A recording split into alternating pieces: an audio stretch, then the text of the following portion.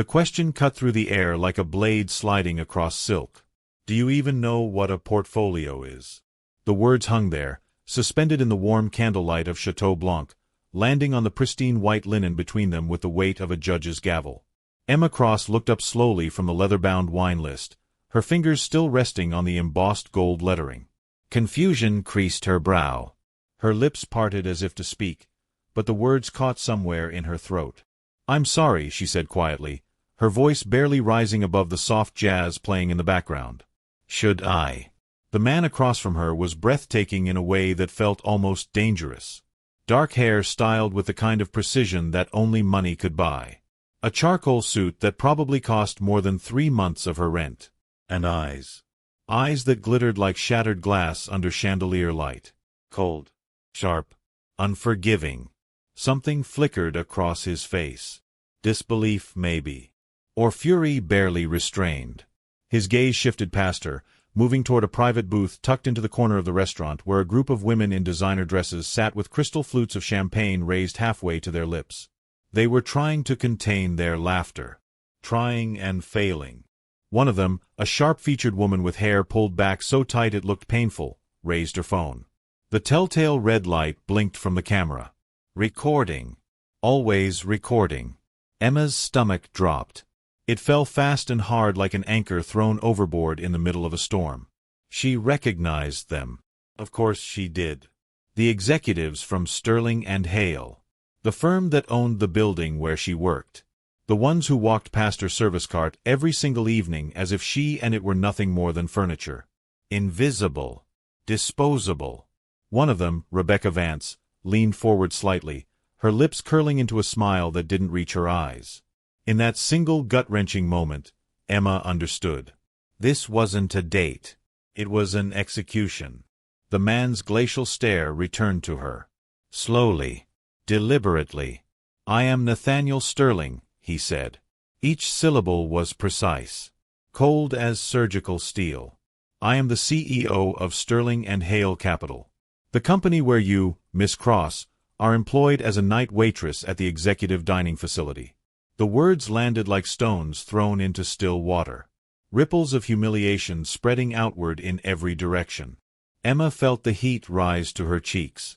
Felt the eyes of every person in the restaurant turn toward their table. Felt the weight of her own foolishness pressing down on her chest until she couldn't breathe. She wanted to run. Wanted to disappear.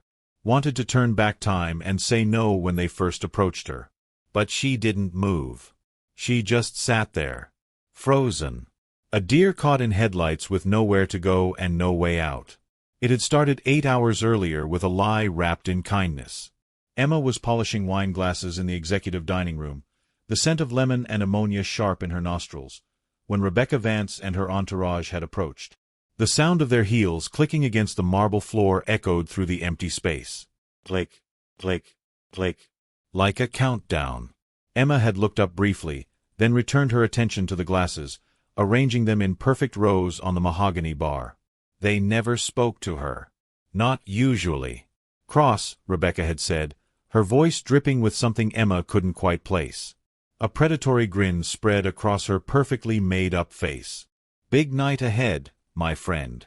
Emma had simply nodded. She kept her eyes on her work. Kept her hands moving.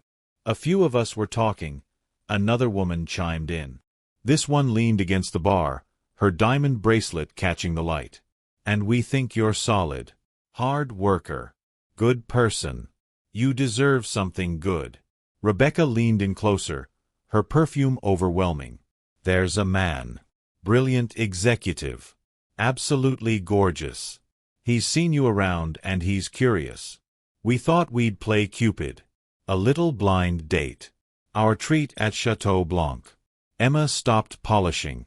She set the glass down carefully on the bar and looked up at them. Their faces were bright. Expectant. Encouraging. She was 32 years old. Her life was her 9-year-old daughter Lily and the quiet, predictable rhythm of her late shifts and weekend art classes. Dating wasn't on the back burner. It had been thrown out entirely. Tossed into the trash along with every other dream she'd buried 3 years ago. "I appreciate it," she said politely, "but I don't think so." Come on, Rebecca pressed. Her smile widened. Don't you get lonely. 8 o'clock. Reservations already made. Don't let the gentleman down. Emma said no. She said it clearly. She said it 4 more times in 4 different ways. But they were relentless. They framed it as a kindness. An opportunity she'd regret missing. A chance at something good. Something real. The seed of hope, one she hadn't allowed herself to nurture in years, began to sprout. Small at first. Fragile. But there. Maybe, she thought. Maybe it wouldn't hurt. When she got home that evening to their modest 3rd-floor apartment, the scent of acrylic paint and cinnamon candles greeted her at the door. Lily was sprawled on the living room floor, her tongue poking out in concentration as she carefully painted a watercolor sunset. Oranges and pinks and purples bleeding into each other on cheap paper. She looked up when Emma walked in. Her bright blue eyes, so much like her father's it still made Emma's chest ache, studied her mother's face. "Mom," she said with a blunt honesty only a 9-year-old could muster. "You look weird." Emma managed a small smile. She set her bag down by the door and kicked off her shoes. "Some people from work set me up on a dinner with someone new." Lily's face lit up like Christmas morning. Her paintbrush clattered onto the paper, forgotten. "A date. Is he handsome?" "I don't know, sweetie. I haven't met him." "You should go," Lily insisted. She jumped up, her bare feet slapping against the hardwood floor as she ran to Emma's small closet. She flung the door open and began rifling through the handful of dresses hanging there. Most of them were old. Faded. Out of style. But then Lily pulled out the one good dress Emma owned. A deep navy sheath she'd bought for her husband's memorial service and hadn't worn since. "Wear this," Lily said, holding it up like a trophy. "It makes your eyes look pretty." Emma's throat tightened. She looked at her daughter. At her hopeful face. At the innocence in her smile. For Lily, she wanted to be more than just a tired single mom scraping by paycheck to paycheck. She wanted to be a woman who could still believe in possibilities. Who could still hope for something more. "Okay," Emma whispered. "Okay, baby. I'll go." Across the city in a glass penthouse that overlooked the glittering skyline, Nathaniel Sterling was having a markedly different conversation. One steeped in suspicion and bone-deep exhaustion. "A blind date, Rebecca," he said without looking up from the acquisition proposal glowing on his tablet screen. "I don't have time for games." His 7-year-old daughter Sophie sat cross-legged on the marble floor nearby. She was arranging chess pieces on a board with meticulous care, playing both sides in complete silence. The only sound in the vast room was the soft click of wood against wood. "She's perfect for you, Nathaniel," Rebecca insisted over the phone. Her voice crackled through the speaker. "Self-made entrepreneur. Built her catering business from nothing just like you did with the firm. She specifically requested to meet you after reading your profile in Fortune." Nathaniel sighed. He set the tablet down and rubbed his eyes. It had been 18 months since his wife had left. 18 months of crushing 16-hour days and even more crushing silence from his daughter. The therapists all said the same thing. Selective mutism brought on by psychological trauma. Her vocal cords worked fine. She simply chose silence as armor. As protection. As a way to disappear without ever leaving the room.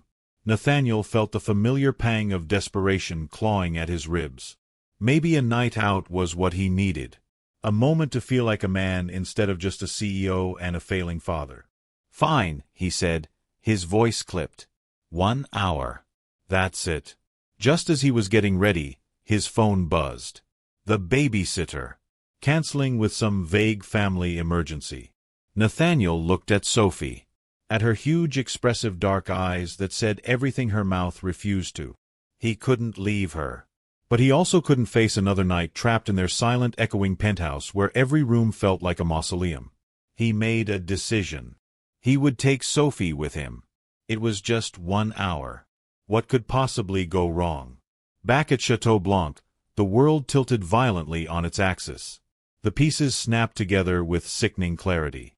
The shy entrepreneur. The successful executive. All of it. Every word. Every promise.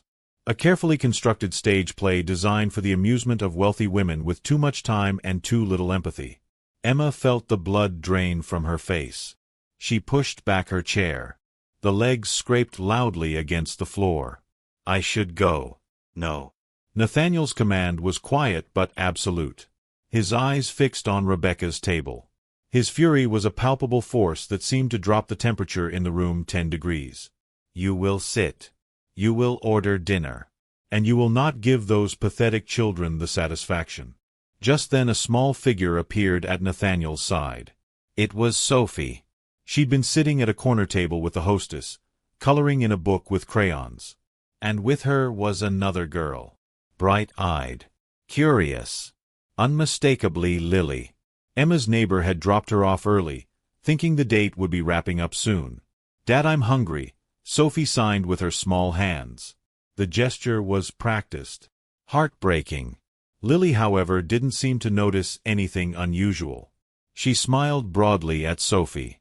"Hi," she said with the kind of openness only children possess. "I'm Lily. Your dad is really handsome. My mom is pretty too, right?" Emma's heart cracked wide open. She looked at Nathaniel. At this CEO she'd only ever glimpsed from a distance. And she saw not a titan of industry but a father carrying a pain she understood with every fiber of her being. She slowly pulled her chair back to the table and sat down. The joke wasn't over. It had just begun. The waiter approached with practiced indifference. His eyes carefully avoided the smirking executives in the corner. "Good evening," he said in a voice trained to be pleasant but forgettable. "May I start you with drinks?" Nathaniel didn't look at him. His gaze was still locked on Rebecca Vance's table. A silent declaration of war. "Sparkling water for me," he said. "2 ginger alesh for the girls." He turned to Emma. His voice became a low command laced with formality. "What would you like, Miss Cross?" The use of her last name was deliberate. A wall. A reminder. She was staff. He was her employer. This was not a date. "Just water," Emma murmured. She placed her menu flat on the table. She had no intention of ordering food she couldn't afford. Not here. Not under these circumstances. Lily, oblivious to the storm of adult emotions, swinging her legs happily beneath the table. "Can I have the pasta, Mom? The fancy kind?" "Of course, baby," Emma said. She forced warmth into her voice. Forced a smile onto her face. The drinks arrived. The silence returned. Heavy. Suffocating. Emma could feel the stares from Rebecca's table like physical weights pressing on her spine. They were waiting. Waiting for the explosion. For Nathaniel to dismiss her with a cutting remark. For her to slink away in shame. But he did nothing of the sort. He sat with perfect posture. A king on a battlefield refusing to acknowledge the enemy's existence. It was Lily who finally broke the spell. She leaned across the table towards Sophie. Her voice dropped to a conspiratorial whisper. "My favorite color is purple. What's yours?" Sophie looked at her. Her large dark eyes filled with an intelligence that seemed far older than 7. She opened her mouth as if to speak. A tiny, hopeful gesture. But then her lips pressed together into a firm line. She looked down at her hands folded in her lap. A flicker of frustration crossed Sophie's face. She picked up her fork. Her knuckles turned white. She looked at her father with pleading desperation. "She likes yellow," Nathaniel said softly. The icy edge in his voice replaced by something else. Something weary and sad. "And she wants to know if you like drawing." Lily giggled. "I love drawing. I'm making a painting of a unicorn forest. It has sparkles." She turned back to Sophie. "It's okay if you don't want to talk. Sometimes I get nervous to talk in front of grown-ups too." But Emma saw it. She saw what Lily couldn't. This wasn't nervousness. This was a lock. And somewhere deep inside Sophie held the only key.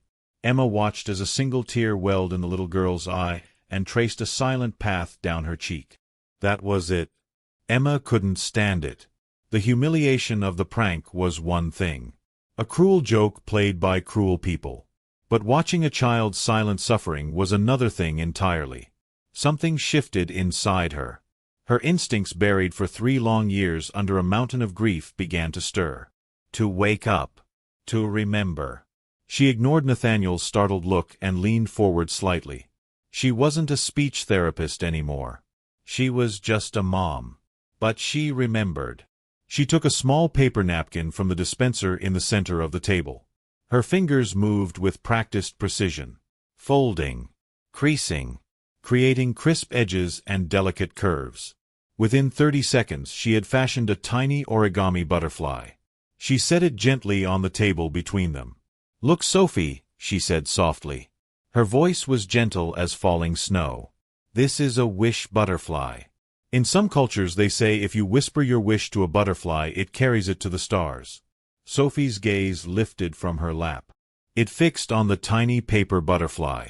Lily gasped in delight. Emma didn't look at Sophie directly. She knew it would be too much pressure. She just focused on the butterfly. She nudged it gently with her finger, made it flutter across the white tablecloth toward Sophie's plate. "The wish butterfly is looking for someone brave enough to make a wish," Emma whispered. "Someone who knows that sometimes the quietest wishes are the strongest ones." She looked up then. Sophie's eyes were wide, not with sadness but with pure unadulterated wonder. A tiny smile touched the corners of her lips. She looked at Emma, truly looked at her. And for the first time Emma saw the little girl behind the silence. Then Sophie looked at the napkin dispenser. Then back at Emma. A clear, unspoken question in her eyes. Emma pushed the dispenser slightly toward her. Slowly, hesitantly, Sophie's small hand reached out, took a napkin, and slid it across the table to Emma. It was a request. An invitation. Nathaniel watched the exchange. His hand froze on his water glass. His face had gone pale. He had spent a fortune on the world's leading pediatric psychologists, behavioral specialists, neurologists. They came with assessments and treatment plans and clinical detachment. They had filled his daughter's life with sterile offices and analytical questions. They spoke in terms of developmental milestones and cognitive behavioral interventions. Not one of them had ever made her smile. Not one of them had ever gotten a response. This waitress, this woman his employees had chosen as a punchline, had broken through an impenetrable wall in 60 seconds with nothing but a paper napkin and gentle words. The rest of the dinner passed in a blur. They ordered food. Nathaniel insisted. His tone left no room for argument. The girls ate while Emma and Sophie continued their silent game, folding butterfly after butterfly, creating a small flock on the tabletop. The laughter from Rebecca's table had long since died, replaced by confused, angry whispers. Their perfect joke had somehow been ruined, twisted into something they didn't understand and couldn't control. As they stood to leave, Nathaniel met Emma's eyes. The ice was gone, replaced by something she couldn't decipher. A raw, desperate intensity that made her pulse quicken. In the grand marble foyer, as Lily was excitedly texting her friend about the coolest dinner ever, Nathaniel cornered Emma. "The specialists have a name for it," he said. His voice was barely above a whisper. "Selective mutism brought on by psychological trauma. They have no cure. They just have methods, none of which have worked." He took a step closer. His cologne washed over her. "Something elegant and expensive. I have paid world-renowned doctors 6 figures to do what you just did with a paper napkin. So you're going to tell me who you are. Right now." Emma felt the walls closing in. The praise. The intensity in his eyes. It felt like judgment. A painful reminder of the woman she used to be. The woman who had failed when it mattered most. "I'm the woman who serves your executives dinner," she said. Her voice was flat, empty. "That's all." Nathaniel's eyes narrowed. The CEO was back. "I don't believe you. You are going to help my daughter." It wasn't a request. It was an order from on high. The words ignited a spark of defiance in her, fueled by years of pain. She looked at him. At this powerful man who thought he could command the world. And she gave him the one thing he never expected to hear. "No," she said quietly but firmly. "I can't help her. I'm just a waitress, remember? That part of my life is over." She turned before he could respond, took Lily's hand, and walked out into the cold night air, leaving the billionaire CEO standing stunned and alone in the warm golden light of the restaurant. Nathaniel Sterling did not get told no. The word simply didn't exist in his vocabulary. People didn't say it to him in boardrooms, in negotiations, in his personal life. They capitulated. They agreed. They bent to the sheer force of his will. He sat in the back of his chauffeured car.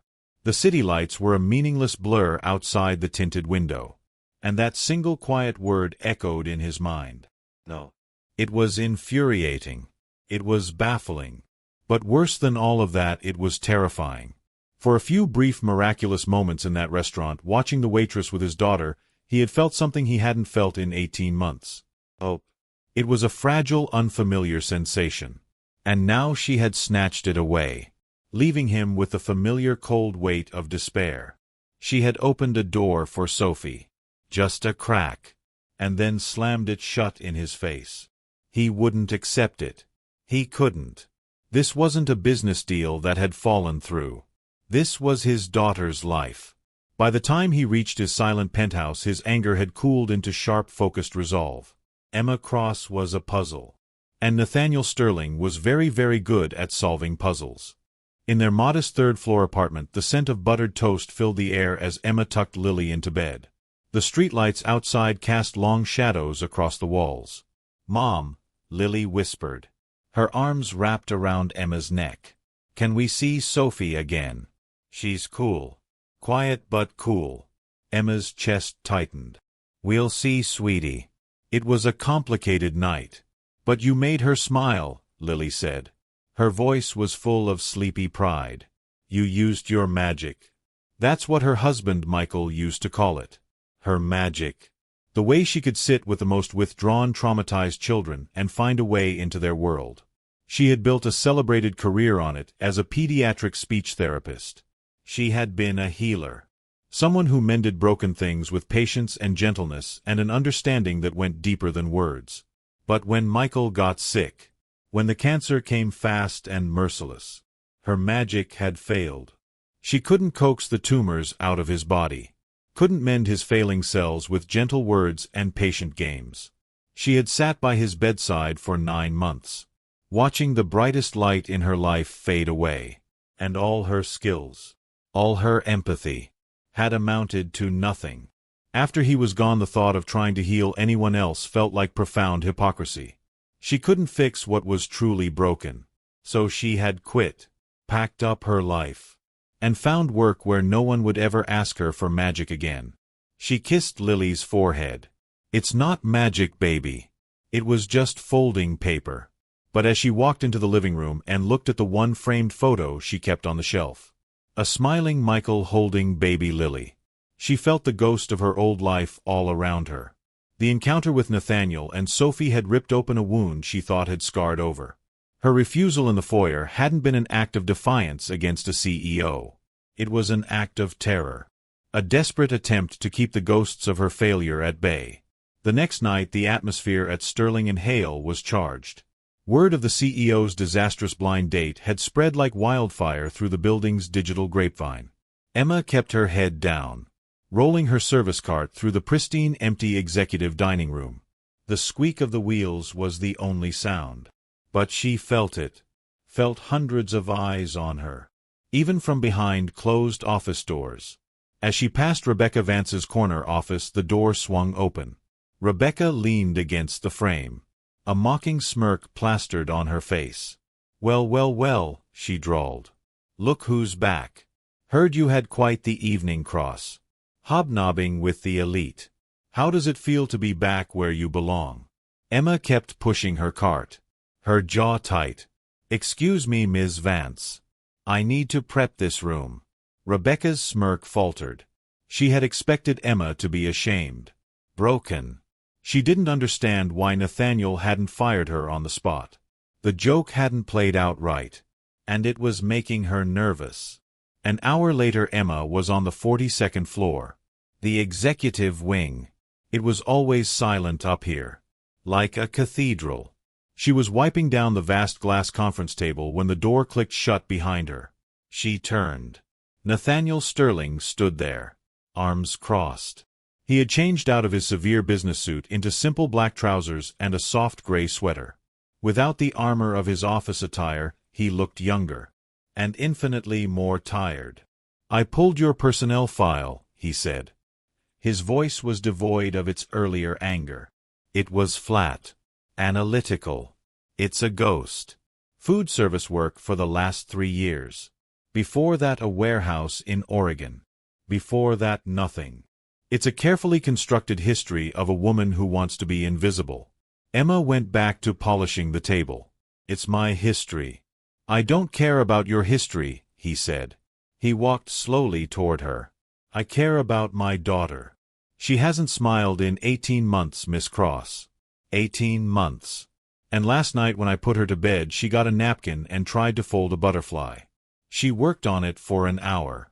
She was happy." Emma stopped working but didn't look at him. She couldn't. "I will pay you," he said, cutting to the chase. "Name a price. Whatever it is, I'll pay it. A consultant's fee. I'll have a contract drawn up tonight. You work with her an hour a day. You'll make more in a week than you make here in a year." This was his world. A world where everything, even hope, had a price tag. Emma finally turned to face him. The look in her eyes made him take an involuntary step back. It was profound. Bottomless grief. "You think this is about money?" she asked. Her voice cracked with pain she'd suppressed for years. "You think you can write a check and fix my past?" She picked up her spray bottle. Her knuckles white. "The last time I poured my soul into trying to heal someone I loved, I held his hand while he died. I watched him disappear piece by piece and I couldn't stop it." Her voice broke. "I am not a healer. I am a waitress. And your money can't buy a miracle." She pushed her cart past him and walked out of the conference room, leaving Nathaniel alone in the echoing silence. The smell of lemon cleaner sharp in the air. His checkbook utterly useless. The fluorescent lights of the executive dining facility hummed, casting a sterile glow on the polished floors. Emma worked with grim rhythmic efficiency, her mind 1,000 miles away. Her confrontation with Nathaniel Sterling had left her raw, exposed. She felt like a ghost haunting the halls of a life that wasn't hers. And he had seen her. Her shift was nearly over. In 20 minutes she'd be on the bus heading home to kiss her sleeping daughter's forehead. She was wiping down the last prep station when she heard a crash from the storage room, followed by a string of curses. Rebecca Vance stumbled out, her designer heels clicking unevenly, her eyes glassy. "Cross," she snapped, her voice slurring slightly. "There's a situation in there." Emma looked past her. A massive industrial jar of olive oil had shattered on the floor. Worse, a full gallon of thick balsamic reduction, the expensive kind used for plating, had been knocked over with it. The dark viscous liquid was slowly spreading across the white tile in a 6-foot puddle, mingling with shards of glass and slippery oil. It was deliberate, malicious. "My apologies, Cross," Rebecca slurred, not sounding apologetic at all. "Clumsy of me. You'll handle that, won't you? See you in the morning." She clapped a hand on Emma's shoulder and staggered toward the elevators. Emma stared at the disaster. It was a 3-hour job at least. She wouldn't be home until after midnight. Wouldn't be able to check on Lily. A hot, bitter anger rose in her chest, an emotion she hadn't allowed herself to feel in years. This wasn't a random accident. It was a message. Rebecca was marking her territory, reminding Emma of her place. She was just the woman who cleaned up the messes. Nathaniel spent the next 2 days executing a strategy. If Emma Cross wouldn't respond to power or money, he would have to find a different point of leverage. He tasked his discreet personal assistant with a simple research project. Find out everything the waitress Emma Cross does when she's not at work. The request felt like a violation, but he justified it with a single repeating thought. It's for Sophie. The report that came back was short and painfully simple. She worked. She took her daughter to school. On Saturdays from 10 until noon they went to the public library. And on Sundays, if the weather was nice, they spent the afternoon at Riverside Park. There was a climbing structure there that her daughter loved. On Sunday the sun was bright and the air was crisp. Nathaniel dressed himself and Sophie in jeans and simple sweaters. Clothes they hadn't worn in years. He felt like an imposter as his driver pulled up to the curb of the public park. A place filled with the sounds of normal everyday joy. He found them easily. Emma was sitting on a bench, a worn paperback in her hands, watching Lily as she climbed the jungle gym, her laughter pealing through the air. Emma looked different in the sunlight, softer. The harsh lines of exhaustion on her face were smoothed away, replaced by quiet maternal focus. She looked like a woman at peace. Nathaniel took a deep breath and led Sophie toward the playground. He didn't approach Emma directly. Instead, he sat on a bench on the opposite side of the climbing structure, his heart pounding like a corporate raider on the verge of a hostile takeover. Sophie stood beside him, clutching his hand, watching the other children with familiar heartbreaking longing. Lily spotted them first. When she reached the ground, she ran over, her sundress flapping. "Sophie," she said, her voice full of genuine delight. "You came to the park." Sophie gave a small, hesitant wave. "Do you want to climb?" Lily asked. She grabbed Sophie's free hand. "My mom says I'm basically a monkey now. Come on." Sophie looked up at her father, her eyes wide with a silent plea. Nathaniel nodded, his throat tight. "Go on, sweetheart. Go play." He watched as Lily led his daughter toward the jungle gym. Emma had looked up now, her book forgotten. She saw him, and the peaceful expression vanished, replaced by guarded tension. She stood and began to walk over, her movements cautious. She stopped a few feet from his bench. "What are you doing here, Mr. Sterling?" "My daughter wanted to go to the park," Nathaniel replied, his voice even. It wasn't a complete lie. "This is a big city," she said, her tone cool. "Lots of parks. But this one has the best climbing structure." He looked her in the eye, abandoning pretense. "I'm not here to offer you money, Emma. I'm not here to give you orders." He gestured toward the jungle gym where Lily was chattering away while Sophie climbed carefully beside her, silent but engaged. "I'm here because my daughter is trapped inside herself. And you, for some reason I don't understand, have a key. I saw it. She saw it. She hasn't stopped trying to fold paper butterflies since that night." Emma's gaze softened as she looked at the two girls. She saw Lily gently encouraging Sophie, trying to get her to join in a game. She saw the flicker of a smile on Sophie's face, a smile that didn't quite reach her lips but was there in her eyes. And she saw her profound loneliness. It was a silence that felt achingly familiar. "I told you," she said, her voice low, almost pleading. "I can't." Nathaniel stood up, his composure finally cracking. The desperation he felt every single day broke through his carefully constructed walls. "Why?" he asked, his voice raw. "Because you're afraid. So am I. I'm terrified. I'm terrified that I'll never hear her voice again, that she'll grow up in a world where she can't say I love you or I'm scared or even just her own name." He took a step closer, his voice dropping to a whisper thick with a father's pain. "I don't know what happened to you. I don't know what broke you. But my little girl doesn't deserve to pay the price for it." He looked over at Sophie, then back at her, his eyes shining with unshed tears. "Please," he whispered, the word stripped of all authority, all power. It was just a plea. "Don't do it for me. Do it for her." Emma followed his gaze. She saw her own daughter, so full of light and laughter, And she saw Sophie. A mirror image in so many ways but trapped in shadows. Her firm refusal, her carefully built walls of grief, began to crumble into dust. The silence stretched between them, thick with afternoon sun and the distant sound of children's laughter. Emma's gaze drifted from Sophie's hopeful face to Lily's trusting one and back again. For 3 years she had built a fortress around her heart, its walls made of grief and cemented with the conviction that she was broken beyond repair. But a 7-year-old girl's silent plea was a force more powerful than any defense she had ever constructed. The walls came down. She finally let out a long, shuddering breath. The breath she felt like she'd been holding since the day her husband died.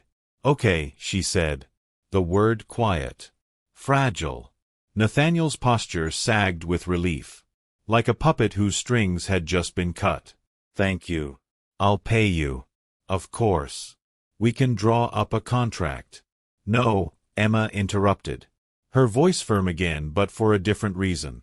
She was no longer pushing him away. She was setting the terms of her surrender. No contract, no money. And nobody at the office can ever know. Nobody. Nathaniel stared at her, confused by her refusal of payment. "But your time. This isn't a job," she stated, her eyes locking onto his. "If I do this, it's not as a professional. I'm not who I used to be." She hesitated, the words tasting like ash. "And there's one more condition. If I feel like I can't help her, if I'm not making a difference, I stop immediately. No questions asked." It was her escape clause, the emergency exit she needed to even consider stepping back into that world. Nathaniel saw the raw fear in her eyes and finally truly understood the depth of her wounds. This wasn't arrogance or stubbornness. It was survival. "Agreed," he said, his voice soft, with a sincerity she hadn't heard from him before. "All of your conditions." He extended his hand. "Thank you, Emma." 2 nights later Emma stood awkwardly in the marble entryway of Nathaniel Sterling's penthouse. The place was vast, minimalist, silent. It felt less like a home and more like a modern art museum. A world of clean lines and cold surfaces. And she felt entirely out of place in her simple jeans and a faded cardigan. Nathaniel led her into a large open-plan living room. Sophie was sitting on a plush white rug, surrounded by a mountain of expensive-looking educational toys, none of which she was touching. She looked up when Emma entered, her expression wary. "We can work in here," Nathaniel said, his voice a little too bright. A host trying to smooth over a tense dinner party. "I'll be in the kitchen if you need anything at all." Emma nodded, her heart starting to pound. The self-doubt was a physical roar in her ears. "What are you doing here? You can't do this anymore. You're going to fail her." She knelt down on the rug a few feet from Sophie, careful not to enter her space too quickly. She didn't look at the toys, didn't look at Sophie. She just sat, letting the silence settle. From the corner of her eye she could see Nathaniel hovering near the kitchen island, his anxiety radiating across the room. She knew that as long as he was there, radiating that desperate need for a miracle, Sophie would never feel safe enough to emerge. She finally looked at Nathaniel. "Could you give us the room, please?" she asked gently. Nathaniel blinked, taken aback. "Oh, of course. I just thought." "It's better if she doesn't feel like she's being watched," Emma explained. "Her silence is a shield. She won't lower it if she feels like she's being tested." It was the first time she had spoken with the calm authority of her old self. Nathaniel, accustomed to being in charge of every situation, found himself nodding meekly. He retreated to his home office down the hall, leaving the door open just a crack. For 20 minutes Emma did nothing but breathe. She sat on the floor and simply existed in the same space as Sophie. She didn't try to talk, didn't try to play. She was letting Sophie know that she demanded nothing from her. Slowly she reached into the small canvas bag she'd brought and took out 2 things. A small smooth river stone and a thick blue marker. She began to idly draw on the stone. her focus entirely on her task. She drew a simple smiling face. Then she placed the stone on the white rug between them. Sophie's eyes flickered down to it. Emma took out another stone and offered a red marker to Sophie, placing it within reach. She said nothing. She just went back to drawing on another stone. This time a lopsided star. For a long time Sophie just watched. Then with painstaking slowness her little hand reached out and picked up the red marker. She didn't draw on the stone. Instead she began to draw on the back of Emma's hand. A single wavering red line. A connection. Emma didn't flinch. She let Sophie finish. Her own hand perfectly still. It was the smallest of breakthroughs. A silent conversation in a language of color and trust. Meanwhile, in a sleek downtown bar, Rebecca Vance was planting a seed. She was having drinks with a senior board member, a man named Wallace Pritchard. "I'm just worried about him, you know," Rebecca said, swirling the amber liquid in her glass. Nathaniel seems distracted, on edge. "Did you hear about that blind date fiasco? I mean with the company Waitress. It just shows a shocking lack of judgment." She let the words hang in the air. A poisonous insinuation dressed up as concern. "I hope everything's all right at home," she added. Wallace, a man who valued stability above all else, looked thoughtful. The seed was planted. When the hour was up, Emma stood to leave Nathaniel's penthouse. She felt as though she'd run a marathon. "How did it go?" Nathaniel asked, rushing out of his office the moment he heard her move. "It went fine," she said, not offering details. "We're just getting to know each other." After she left, Nathaniel walked back to the white rug. He saw the stones she had drawn on, and beside them he saw a piece of paper that hadn't been there before. Sophie must have gotten it from a nearby desk. On it, drawn in a shaky 7-year-old's hand, was a picture. It was a simple stick figure of a woman with a smiling face holding hands with a little girl. Underneath them, Sophie had drawn one wavering red line. Nathaniel picked up the paper, his fingers trembling. It wasn't a word, but it was a start. It was hope. And he held it like it was the most valuable thing he had ever owned. The sessions became a quiet ritual in their chaotic lives. Twice a week, Emma would arrive at the penthouse after her shift, the scent of industrial cleaner still faintly clinging to her clothes. She would sit on the white rug with Sophie, and for an hour the world outside would cease to exist. There were no more magic breakthroughs, but there was progress, slow and steady, like a seedling pushing through frozen ground. Sophie started using the stones to tell stories. A stone with a sad face placed far away from a group of happy-faced stones.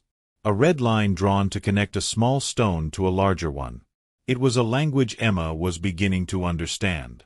She learned that Sophie was lonely at school, that she missed the cat they'd had before her mother left, that she was afraid of thunderstorms. While Emma was with Sophie, Nathaniel would wait in the kitchen, pretending to work on his laptop. But mostly he listened. He didn't listen for a word. Not anymore. He listened to the quality of the silence. Before Emma, the silence in his home had been a heavy, suffocating blanket of absence. Now the silence in the living room was different. It was active, communicative. It was filled with trust. Their own conversations started tentatively, in the moments before and after the sessions. "She seems to like drawing houses," Emma commented one evening as she was packing her bag. "Always with one window and one person looking out." Nathaniel leaned against the doorframe, a mug of coffee warming his hands. That was her mother's studio. She was a photographer. Sophie used to sit and watch her edit photos for hours. It was the first time he had mentioned his ex-wife without a bitter edge to his voice. Another night Emma was a few minutes late. "Sorry," she'd said, looking exhausted. "It's the anniversary of my husband's passing. Lily was having a tough day." "Tell me about him," Nathaniel asked softly, surprising himself with the directness of the question. Emma looked down at the smooth river stone in her hand. "Michael. He was light. He believed everyone had a song inside them and you just had to be quiet enough to hear it." She gave a sad smile. He would have known what to do for Sophie. He wouldn't have needed any tricks. In these quiet confessions, the cavernous distance between the CEO and the waitress began to shrink. She saw the vulnerable man behind the corporate armor. He saw the brilliant wounded woman behind the service uniform. They were just two single parents trying to navigate an ocean of grief and build a safe harbor for their children. It was a fragile, unspoken friendship. A bond forged in the silence of a little girl's room. Rebecca Vance was not a woman who enjoyed feeling powerless.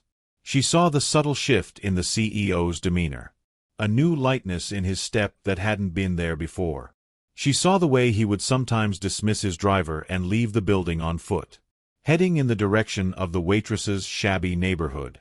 She didn't know what was happening, but she knew it involved Cross. And it was a threat. It was time to remove the piece from the board permanently. Her plan was simple and cruel. She waited for a night when she knew her senior partner, Mr. Harrington, was working late. Harrington was notoriously fussy about his belongings, especially the vintage Cartier watch he kept on his desk, a gift from his late father, worth thousands.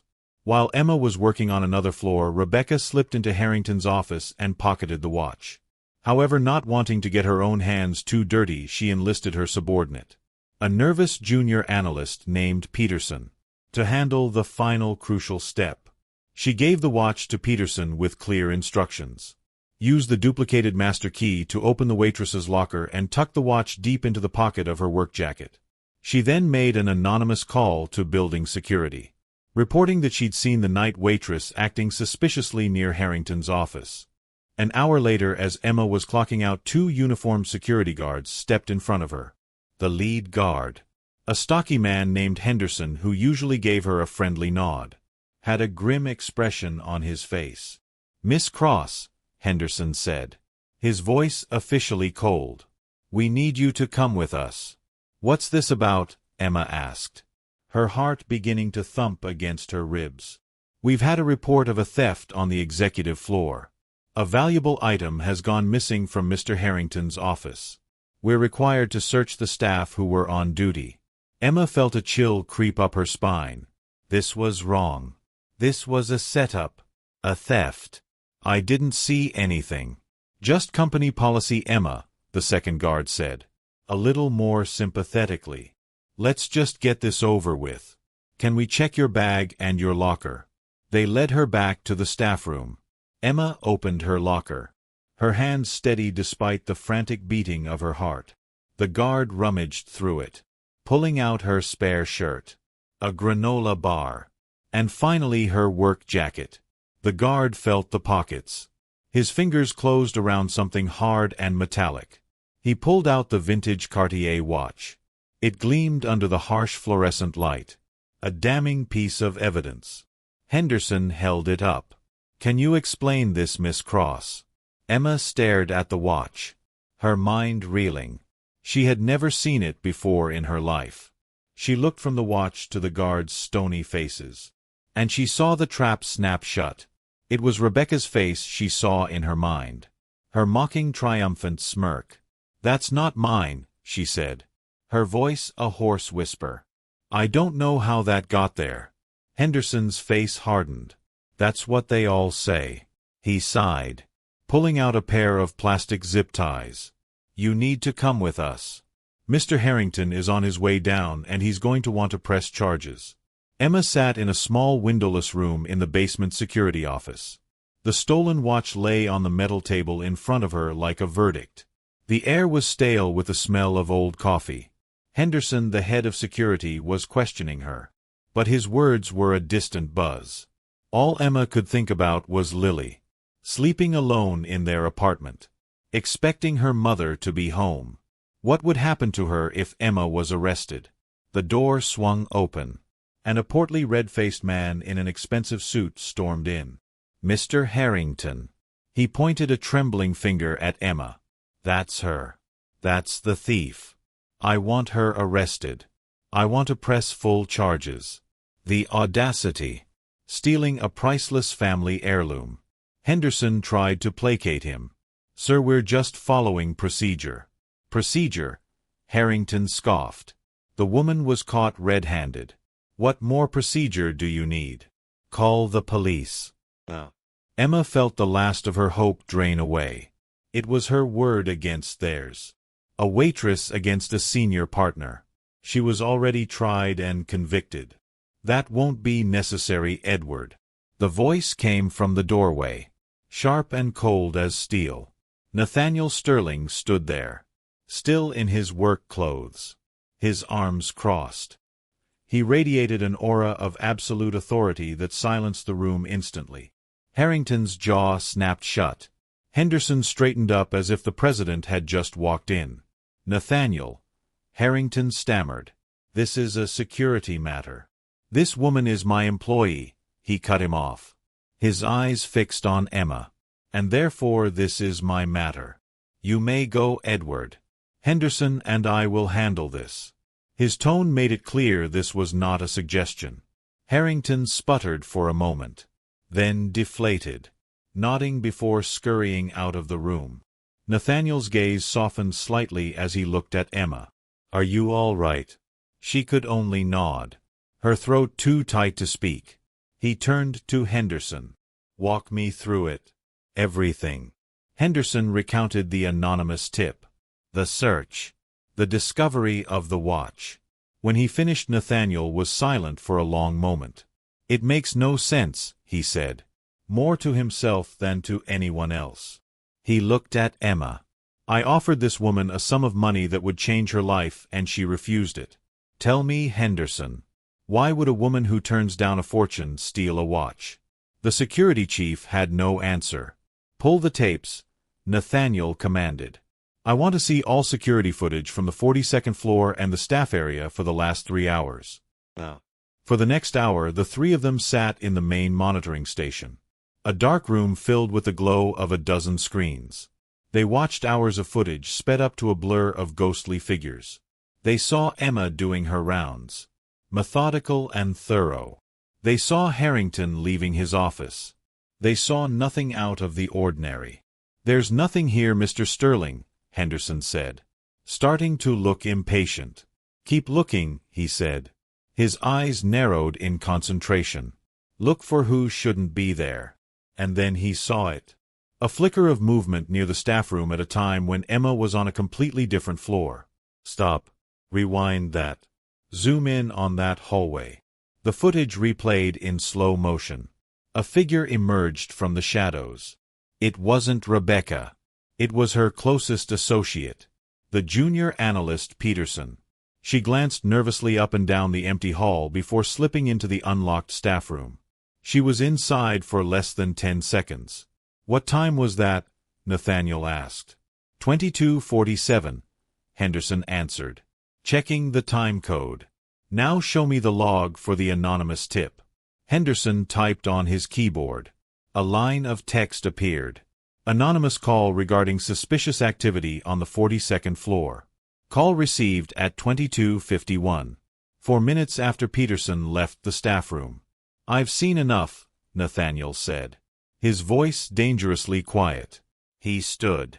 Henderson, you are to release Miss Cross immediately with a full apology. This investigation is now concluded.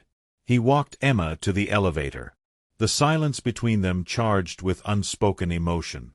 As the door slid shut, enclosing them in the small private space, Emma finally found her voice. Thank you, she whispered. The words inadequate. They were going to call the police. I didn't know what to do. You didn't have to do anything, he said, turning to face her. I knew you didn't do it. How? She asked. The evidence. Because I know who you are, Emma, he said softly. You're the woman who folds origami butterflies to make a little girl smile. You're the woman who talks about her late husband like he's still the sun in her sky. You are not a woman who steals. The raw, unconditional faith in his voice hit her harder than the accusation ever could. In that moment, he wasn't her boss. He was the one person in the world who saw her. Truly saw her for who she was behind the uniform and the grief. The elevator chimed. Arriving at the lobby, the doors slid open. Emma didn't move. She just looked at him, her heart overwhelmed with a feeling she couldn't name. Gratitude. relief, and something more. Something warm and terrifyingly new. "Nathaniel," she started, her voice thick. "Go home, Emma," he said, his own eyes shining. "Go home to your daughter." She nodded, stepping out of the elevator. She turned back one last time, and their eyes met and held. A silent, powerful current passing between them. The threat was over, but something far more significant had just begun. The failed frame-up changed everything. Rebecca Vance was left twisting in the wind. Her associate Peterson fired for gross misconduct. Nathaniel didn't fire Rebecca, which was in some ways a crueler punishment.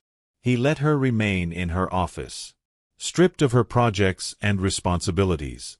A ghost in a glass cage for all to see. She was a pariah, and her simmering rage grew more toxic with each passing day. For Emma and Nathaniel, the incident had burned away all pretense. The crisis had forged a bond of trust so strong it was almost tangible. Their friendship, which had grown in the quiet space of Sophie's therapy sessions, now blossomed in the open. Nathaniel insisted Emma and Lily join him and Sophie for dinner one Saturday night.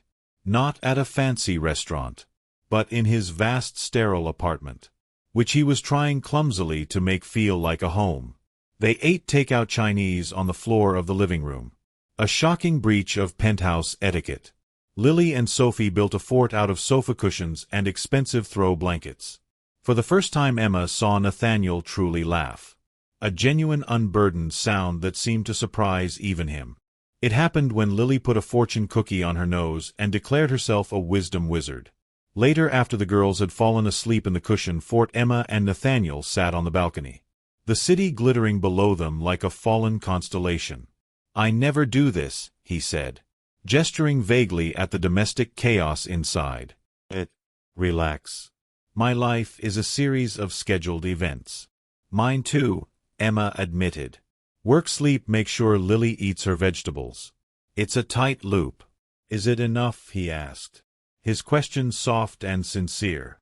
She thought for a long moment, watching the distant river of headlights. "It is when she's happy," she said. "That's all that matters." She looked at him. "You understand that more than anyone." "I do," he whispered. It was in these moments that the space between them shimmered with a new possibility. She was no longer the waitress. He was no longer the CEO. They were just a woman and a man who had found an unlikely anchor in each other in the middle of a storm. The storm, however, was not over. It was just gathering strength for its final assault. The email went out on a Tuesday morning. A mandatory company-wide town hall meeting was scheduled for Friday afternoon. The official topic: announcement of third-quarter results and a new strategic initiative. The unofficial topic, whispered in break rooms and over instant messenger: the sanity of their CEO. Rebecca Vance's insinuations had done their work. Rumors were swirling about Nathaniel's erratic behavior, his inappropriate relationship with a waitress. The town hall felt like a tipping point. Emma was assigned to work the event, a faceless uniform among a dozen others, checking badges and directing people into the massive state-of-the-art auditorium. She saw the looks she got, the pitying glances, the contemptuous sneers. She had become a character in the corporate gossip mill. She found a position at the very back of the auditorium, leaning against the wall as the massive room filled up. She saw the board members take their seats in the front row, their faces grim. And then she saw Nathaniel walk onto the stage. He looked powerful and composed in a dark charcoal suit, but Emma could see the tension in the set of his shoulders. Their eyes met for a fraction of a second across the sea of heads.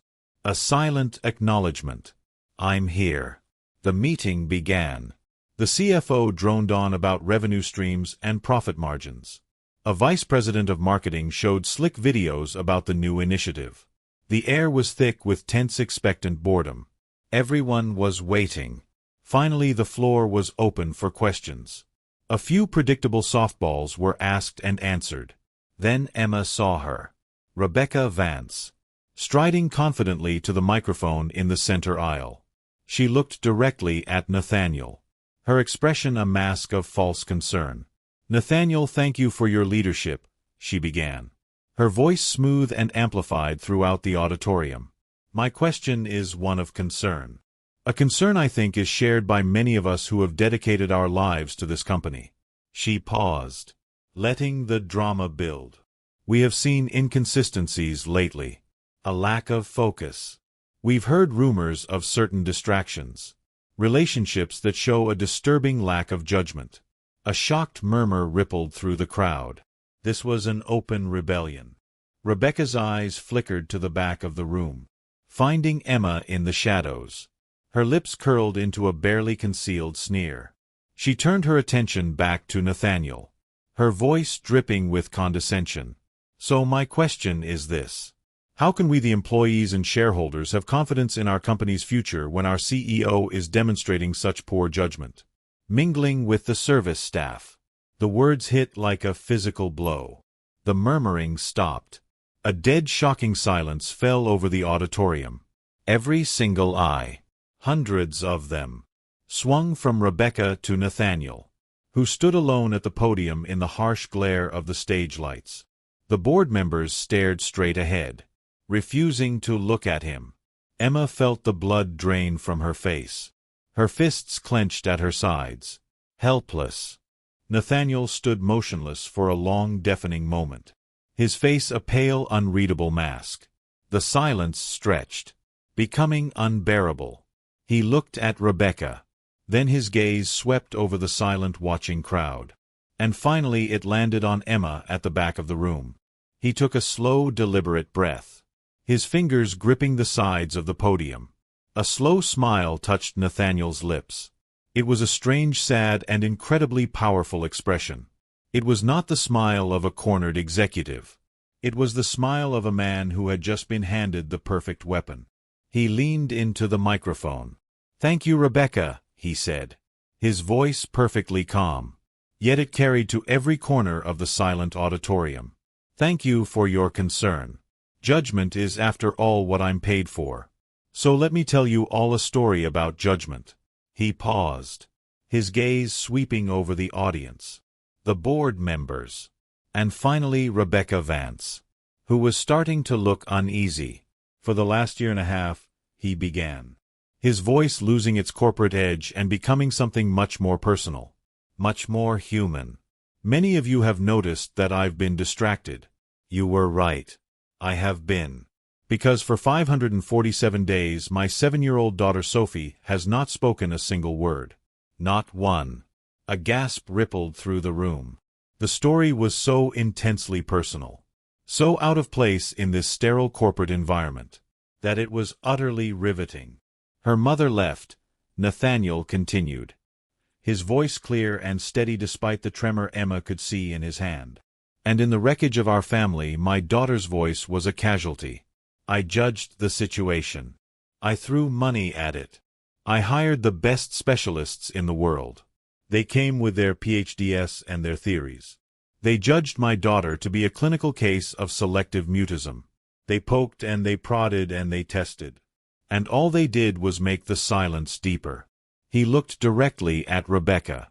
"Then a few weeks ago some of my employees, in a spectacular error of judgment, decided it would be funny to set me up on a blind date with the company waitress." The second gasp was louder, sharper. Rebecca Vance's face went white.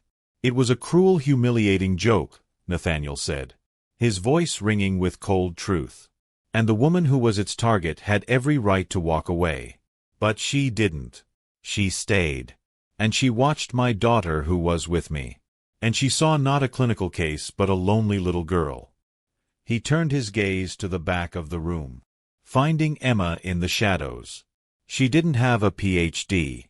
She didn't have a theory. She had an origami butterfly. And with that paper butterfly she made my daughter smile for the first time in a year. The room was utterly still. No one coughed. No one moved. "I learned that this waitress," he continued, his voice filled with emotion, "this woman so many of you have judged as invisible, was once one of the most respected pediatric speech therapists in the Pacific Northwest. A woman who healed children with her gift. But she judged herself more harshly than anyone. After she lost her husband to cancer, she believed her gift was gone. So she hid herself away where no one would ever ask her for help again. She judged herself to be broken. Tears were now openly streaming down the faces of men and women in the audience. Board members were staring at their hands. Ashamed. Nathaniel's voice softened, but it was filled with powerful raw emotion. For weeks this waitress has been meeting with my daughter in secret. For no money. For no recognition. She asked for nothing. She has been kindly showing Sophie a way out of the silence. She has been teaching me that you cannot judge a person's worth by the title on their business card. He took a deep, shaky breath. His eyes shining. He was no longer a CEO addressing his company. He was a father sharing a miracle. So to answer your question about my judgment, Rebecca, he said, his voice breaking with emotion. This morning, because of that woman's kindness, my daughter spoke her first words in a year. She looked at me and she said, "Love you, Daddy." A collective sob went through the auditorium. The silence was broken, replaced by a wave of overwhelming emotion. Then one person began to clap. Then another. Within seconds the entire room was on its feet. The applause thundering. A roar of support, of empathy, of release. It wasn't for the CEO. It was for the father. Rebecca Vance stood frozen in the aisle, her face a mask of horror. Her public execution had become her own. 2 security guards quietly appeared at her side and escorted her out of the auditorium without a word. Through the blur of her own tears, Emma watched as Nathaniel stood at the podium, letting the applause wash over him. When it finally subsided, he made one last announcement.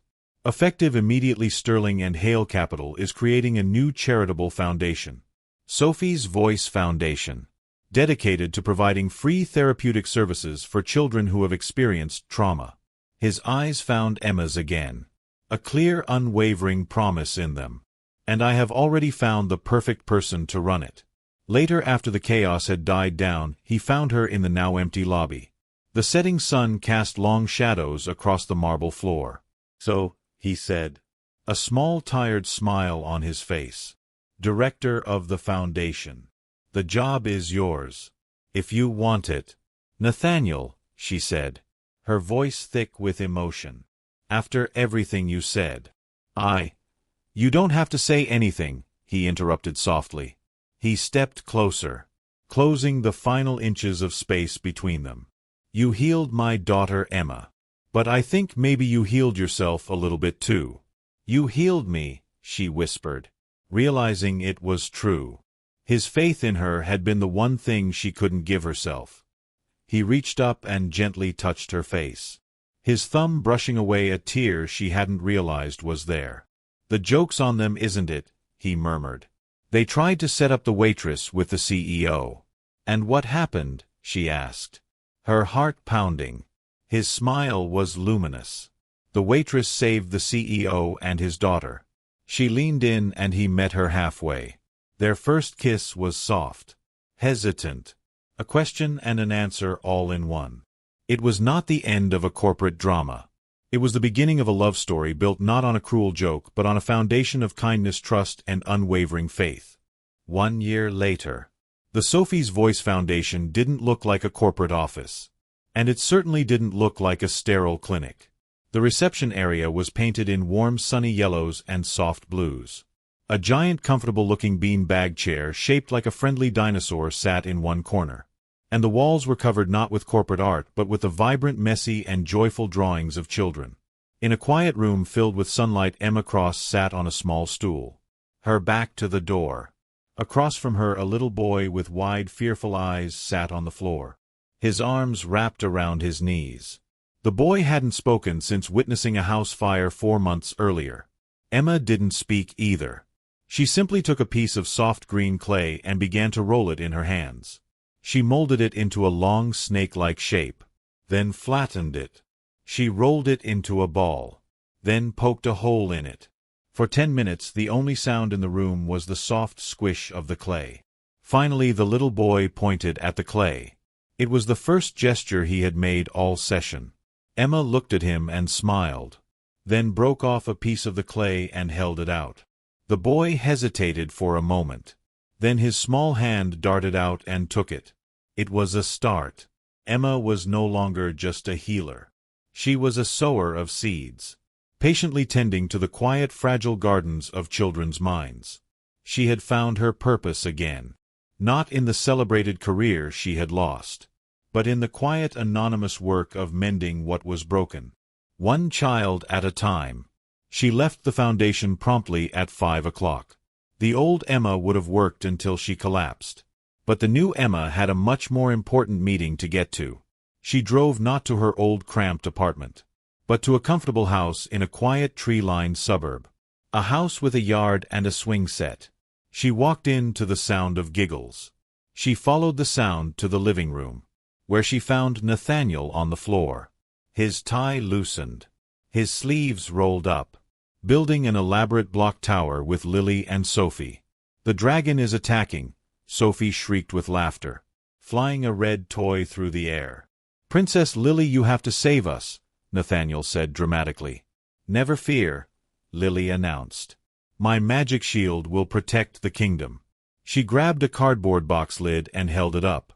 Nathaniel looked up at Emma, his face glowing with a relaxed, easy happiness that she now saw every day. He was still the brilliant, powerful CEO from 9 to 5. But here he was just Dad. He had learned to build firewalls, not just for his company's data, but for his family's time.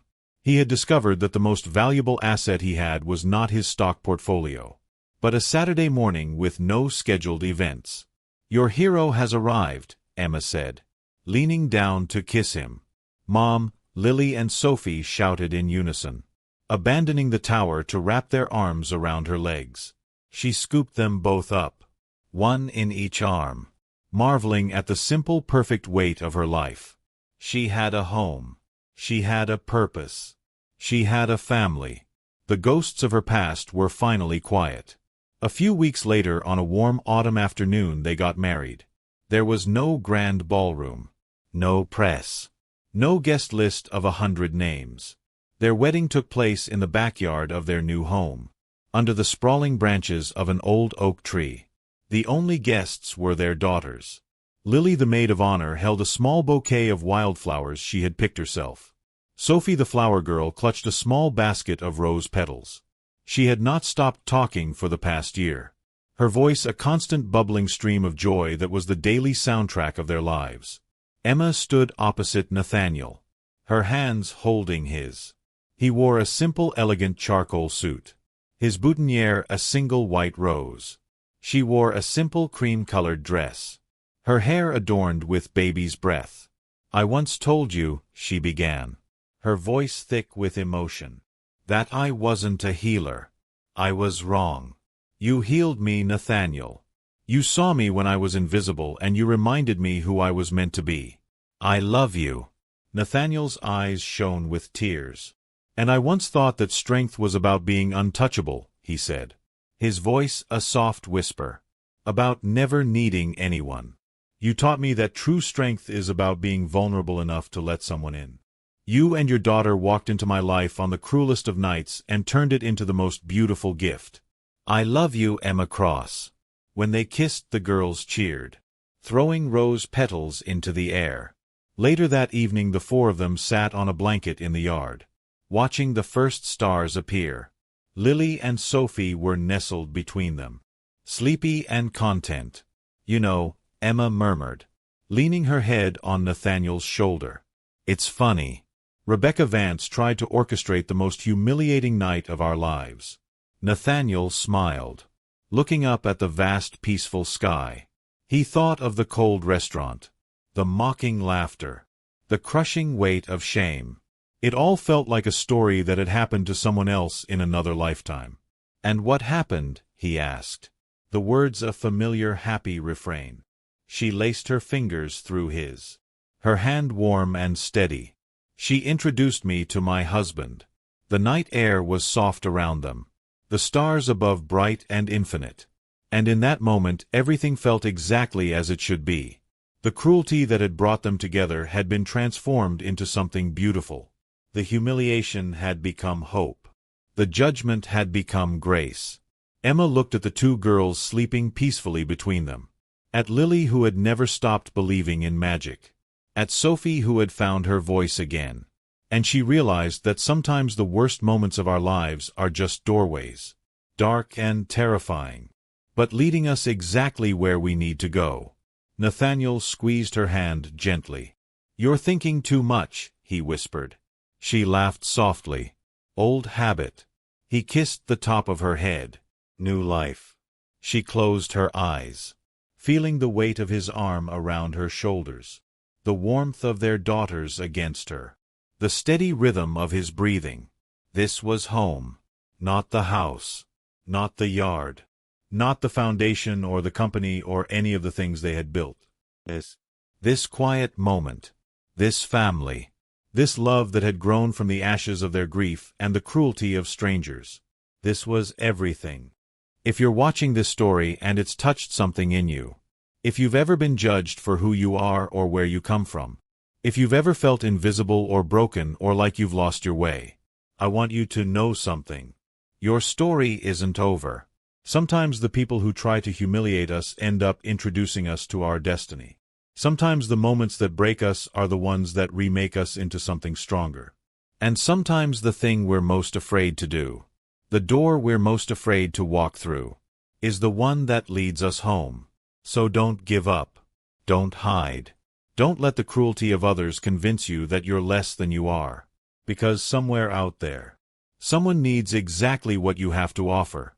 Someone needs your broken pieces, your hard-won wisdom, your scarred but still beating heart.